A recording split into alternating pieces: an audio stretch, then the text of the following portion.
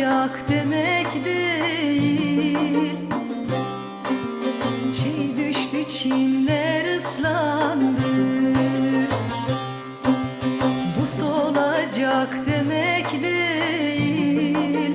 Güneş bulutun altında hep böyle kalacak değil. Güneş bulutun altında hep böyle kalacak değil.